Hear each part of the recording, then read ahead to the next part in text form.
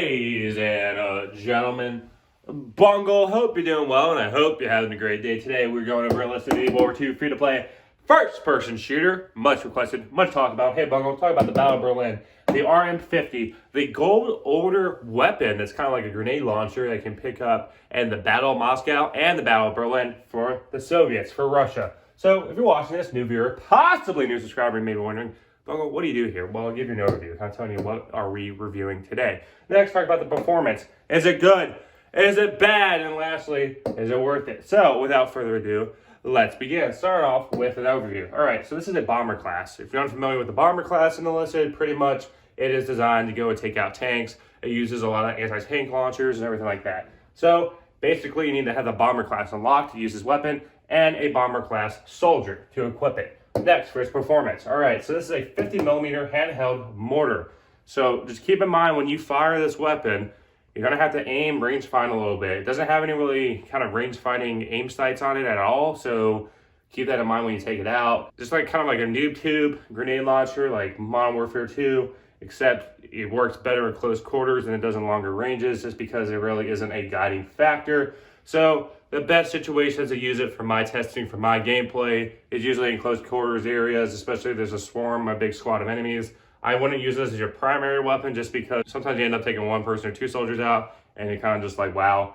And the reload on this is really bad. So yes, this is kind of like a situational gimmicky weapon. If you're trying to clear an objective and there's a bunch of enemies in it, like on a building, like in Berlin, and yeah, I can see you using this to clear it out. But as your go-to gold order weapon, so talking about the, is it worth it? In my opinion, I'm going to say this is kind of a meme.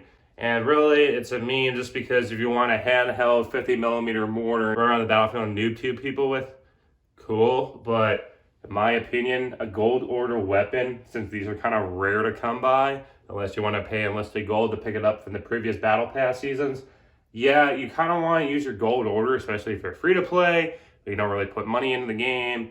You kind of want to use your gold orders you get for weapons that really deserve it. And the only two that come to mind, really the only one in my opinion, that actually is really worth it right now is a Gura 43 Kurtz, just because that weapon is insane and performs well all the time. The thing with the gold order weapons, they're very gimmicky. Some of them can be very gimmicky. Some of them can be really bad. And really, you want to choose the best one out there for you. In my opinion, kind of my perspective, I play all the campaigns.